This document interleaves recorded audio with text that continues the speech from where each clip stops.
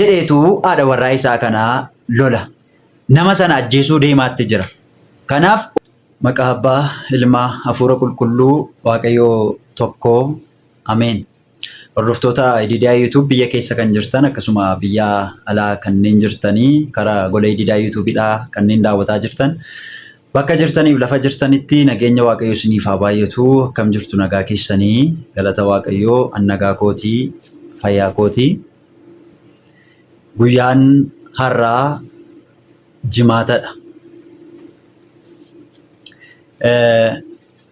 Egaa yeroo garaa garaa irratti keessattuu karaa gola Ididaa YouTubeidhaa jechaadha. Barnoota mana amantaatiin akkasuma wantoota gorsa ta'an illee jechaadha. Gorsoota garaa garaa barumsa wangeelaatiinis waan wal qabatu akkasuma faaruuwwan waltajjii irraatiin darbu faaruu galataa garaa garaa waliin dabarsaati kan nuti yoona kana geenyeetiin jirru.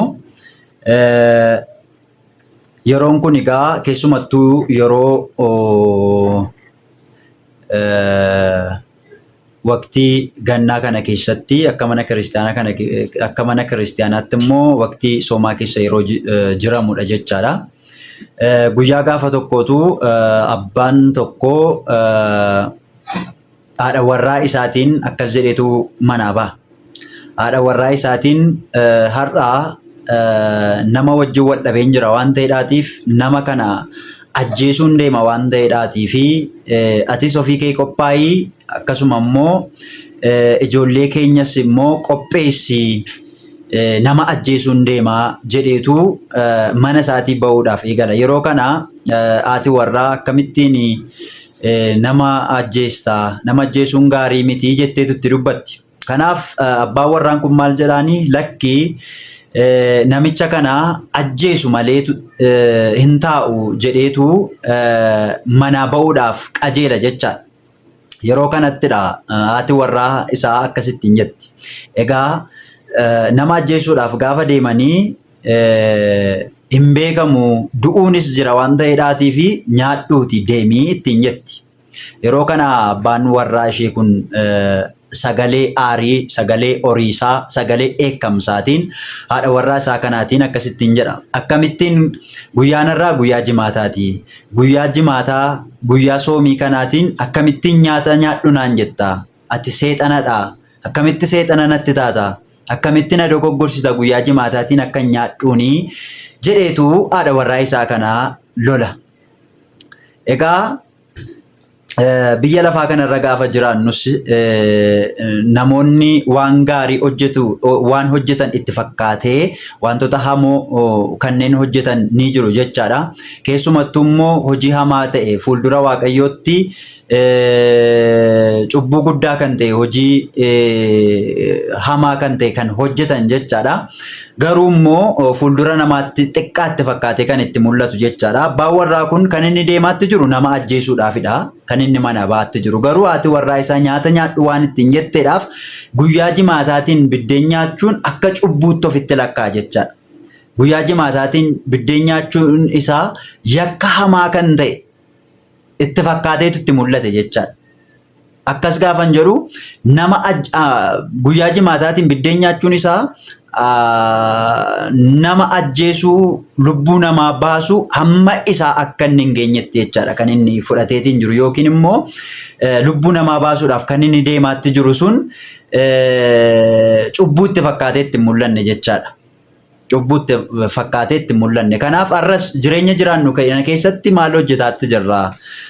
Jireenyi keenya maal fakkaata? Hojii nuti hojjennu maal fakkaata? Keessumattuu waqtii kana keessatti immoo waqtii akka mana kiristaanaatti waqtii soomaa kana keessatti hojiin nuti hojjetaatti jirru hojii akkamiiti? Hojii gaariin nuti hojjennu maal fakkaata jennee kan keessatti of ilaallu jechaadha. Akkuma egaa abbaa warraa kanaa nama ajjeesuudhaatiif lubbuu namaa kan Waaqni uume lubbuu Waaqayyoo kaa'e baasuudhaaf mana isaatii ba'aatti jira. Garuu guyyaa jimaataatiin sooma soomuu moonii qaba jechaadha. Namichi kun waan nama ajaa'ibu soomii soomuudhaan nama sana ajjeesuu deemaatti jira.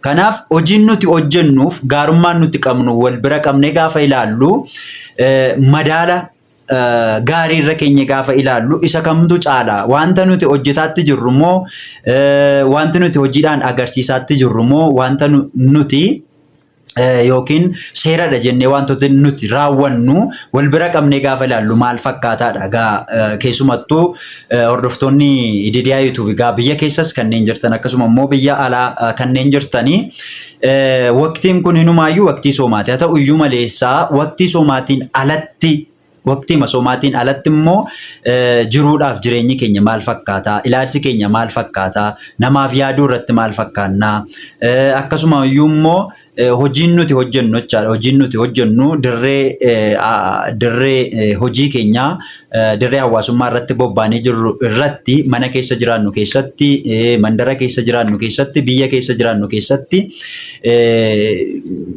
yaadi keenya waaqayyoodha wajjiniin maal fakkaata hojiin nuti hojjennu wanta waaqayyotti toludha moo wanta nutti toludha yookiin waan nu qofa gammachiisu moo waan waaqayyoonis gammachiisudha jennee madaaluun akka nurra jiraatudha jechaadha gaa akkuma abbaa warraa kanaa guyyaa gaafa jimaataa soomiidhaan nama ajjeesuudhaatiif mana isaatii utuu ba'aatti jiru garuu haati warraa isaa erga nama ajjeesuu deemaatti jirta ta'eeti namni nama ajjeesu hin beekamu ofii isaatiis du'uu danda'a waan ta'eedhaaf nyaata nyaadhuuti deemi gaafa isheen ittiin jettu haadha warraa isaa kan inni lolu akka wanta isheen waan hamaa isa gorsaatti jirtu yookiin waan hamaa wanta isheen isaaf yaaddeetti itti fakkaatee itti mul'ate haadha warraa isaa yeroo inni itti loludha jechaadha kan nuti agarru kanaaf egaa yeroo baay'ee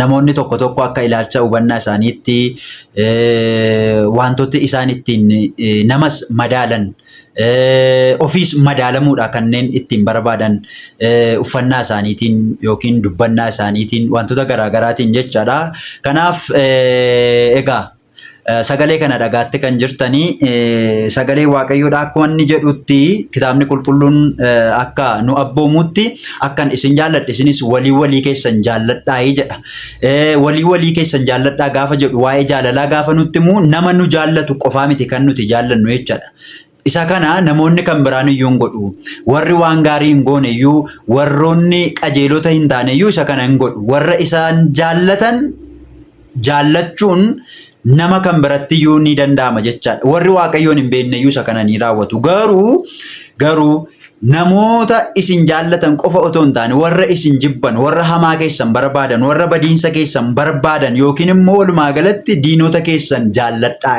jedha diinota keessan jaalladhaa jedha kanaaf iyyuu kiristaanota taanee amma jirrutti kiristaana jedhamnee hamma waamamnutti diinota keenya jaallachuun akka nurra jiraatu jechaadha garuu akka wanta seera waaqayyoo eegnu yookiin abboommii waaqayyoodha akka wanta eegnu fakkaanne inumaayyuu immoo cubbuu hamaa kan ta'e nama kan ajjeesaatiin oolu nama hoota hedduutu jiru jechaadha nama ajjeesuu gaafa jennu sibiila garaagaraa wantoota qara qabanii waraananii rukutanii ajjeesuu qofa otoo hin taane namni kan nama ajjeesu tokko